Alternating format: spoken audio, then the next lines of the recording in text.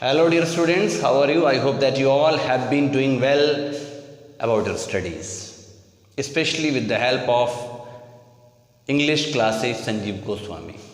Today we are going to know about the lesson The Summer of a Beautiful Horse, and the lesson is number 1 of the book Snapshot class 11, and we are here to summarize the story. आज इस video में हम लोग इस lesson की summary के बारे में जानेंगे, इसकी कहानी को समझेंगे कि इस लेसन की कहानी क्या है। डियर वंस, इस लेसन में कहानी है, वैसे तो इसमें 4 बहुत इंपॉर्टेंट कैरेक्टर्स हैं। जो कहानी का नरेटर है, इसका नाम है एरम, जो सिर्फ 9 साल का है बच्चा है। उसका एक भाई है जिसका नाम है मुराद, और उनके एक अंकल हैं खसरो, जो काफ़ी सनकी स्वभाव के हैं, बड़ा अजीब सा नेचर है उनका, और एक फार्मर है जॉन बैरो। बट ये पूरी कहानी घूमती है, जो हम इसे कह सकते हैं, जिसका सेंट्रल फिगर है, सेंट्रल किरदार है, वो है एक हॉर्स, एक खूबसूरत सा बड़ा प्यारा सा घोड़ा है वाइट कलर का, जिसे एक दिन एरम, जो इस कहानी का नरेटर है, उसका भाई मुराद चुरा के लाता है। और ये घोड़ा है एक फार्मर का, जॉन बैरो का। बिकॉज ये जो बच्चे हैं एक ऐसी फैमिली से बिलोंग करते हैं, एक बहुत ही मशहूर ट्राइब है, कबीला है, उस फैमिली का नाम है गैरोग्लेनियन फैमिली। और इस फैमिली की पहचान है ईमानदारी, ट्रुथ और ऑनेस्टी, सच्चाई और ईमानदारी। इसीलिए इस कबीले के लोग इस वक्त बड़े गरीब हैं, इनके बहुत बुरे वक्त चल रहे हैं, समय ख़राब चल रहा है। लेकिन इस गरीबी के बावजूद भी इनकी जो वैल्यूज़ हैं, जो पुराने इनके बिलीफ्स हैं, उन्हें इन्होंने छोड़ा नहीं है। उन रिचुअल्स के साथ अपनी ईमानदारी को, सच्चाई को बचाए हुए हैं। इसलिए जब शुरू में ही एरम अपने दोस्त, अपने जो भाई है उसका, उसको देखता है घोड़े के साथ, जिसका कि नाम मुराद है, तो उससे पहले तो बड़ा आश्चर्य होता है। बिकॉज एक हॉर्स को अफोर्ड करना, कहीं से लाना या ख़रीद पाना उनकी फैमिली के लिए पॉसिबल नहीं है। लेकिन जब उसे पता चलता है कि ये घोड़ा वो उसके लिए लाया है, दोनों मिलकर इस पर राइड करेंगे, खूब खेलेंगे सुबह मॉर्निंग में, और छुपा दिया करेंगे कहीं, तो शायद उसके दिमाग में ऐसा आता है कि अगर किसी जानवर को हम रख रहे हैं और उसे बेच नहीं रहे हैं, मतलब उससे हम पैसा नहीं कमा रहे हैं, तो ये बुराई नहीं है, ये कोई पाप नहीं है, इसलिए इतना हम कर सकते हैं। तो रोज़ सुबह दोनों लोग घोड़े को लेकर निकलते हैं।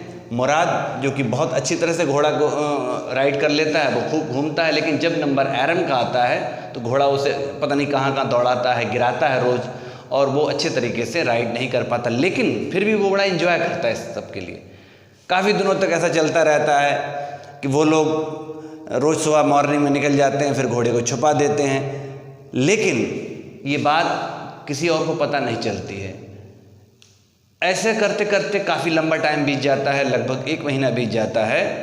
और फिर एक दिन जो उस हॉर्स का जो ओरिजिनल ओनर है, जिसका नाम है जॉन बैरो, एक फार्मर है, वो इनके घर आता है। और जब वो घर आता है तो बताता है घर पर, ख़ास तौर से इनके अंकल को पता चलता है, मिस्टर खसरोव को, कि उसका एक घोड़ा गायब है, 1 महीना हो गया है। खसरोव जो एक बड़े चिड़चिड़े स्वभाव के, सनकी स्वभाव के हैं, और उनकी एक आदत है, हर बात पर वो ये कह देते हैं कि इस बात पर ध्यान मत दो, इसे छोड़ो, इससे कोई फ़ायदा नहीं है, इसका कोई नुकसान भी नहीं होगा। ठीक है, तो एक बड़ा उनका कॉमन सेंटेंस बोलते रहते हैं, it is no harm, it's enough, don't pay attention to it, इससे और कोई ध्यान मत दीजिए, कुछ भी हो। यहाँ तक कि एक बड़ी मज़े की कहानी उनके बेटे ने बताई है कि एक बार उनके घर में आग लग गई थी, वो शेव करा रहे थे बार्बर के यहाँ। जब उसने आकर बताया कि ऐसा हो गया है, तब भी उन्होंने सेम सेंटेंस कहा कि don't pay attention to it, it is no harm. क्यों इन बात पर ध्यान दे रहे हो, इससे कुछ नहीं होगा, बेकार की बातें हैं, इसका कोई नुकसान नहीं होगा। ऐसे स्वभाव के जो खसरोव अंकल भी उस दिन जब सुनते हैं जॉन बैरो की कहानी की घोड़ा उनका गायब हो गया है, वो सेम सेंटेंस कहते हैं, इट इज़ नो हार्म, कोई उसका नुकसान नहीं है, ऐसा क्यों सोच रहे हो, जो हो गया तो हो जाने दो, घोड़े के जाने से कुछ नुकसान नहीं होने वाला। वो बेचारा चला जाता है। लेकिन जब एरम को ये बात पता चलती, वो इस कॉन्वर्सेशन को सुनता है, तो वो अपने भाई मुराद की ओर भागता है। जब वहाँ पहुँचता है तो मुराद का एक नया चेहरा देखता है। वहाँ एक छोटी सी चिड़िया रॉबिन को वो एक चोट लगी है शायद, पता नहीं कैसे, ये इसमें कहानी में बताया नहीं गया है, उसके विंग में चोट लगी हुई है, तो वो उसको ठीक कर रहा है, उसके घाव को साफ कर रहा है, उसकी केयर कर रहा है बहुत। जब उसे पता चलता है तो उसे लगता है कि उसने मुराद की एक नई पर्सनालिटी देखी। अभी तक उसे लग रहा था मुराद एक शरारती बच्चा है, चोरी भी कर सकता है, गलत रास्ते पर चल रहा है, लेकिन उसे देखकर उसे बड़ा ही सेटिस्फैक्शन मिला कि घोड़े को चुरा लेने से उसके अंदर की जो अच्छाई है, जो वैल्यूज़ हैं, जो उसके फैमिली की जो बैकग्राउंड से चली आ रही हैं, उनकी मॉरल वैल्यूज़, मॉरल एथिक्स, चाहे वो ट्रुथ हो या ऑनेस्टी हो, वो अभी उसने खोई नहीं है। स्पेशली जब उस चिड़िया के बच्चे की केयर करते उसने देखा, फिर उसने उसे जब बताया कि फार्मर आया था, उसके बाद ठीक 1-2 दिन बाद अचानक रास्ते में वो फार्मर जॉन बैरो अपने घोड़े को देखता है। जब वो लोग राइडिंग कर रहे हैं, वो घोड़े को रोक कर उसके मुंह में झांक के देखता है, उसके टीथ को काउंट करता है, शायद टीथ को देखकर एज पता चल जाती है, कुछ आइडेंटिफिकेशन मार्क होगा, कुछ भी ऐसा होगा।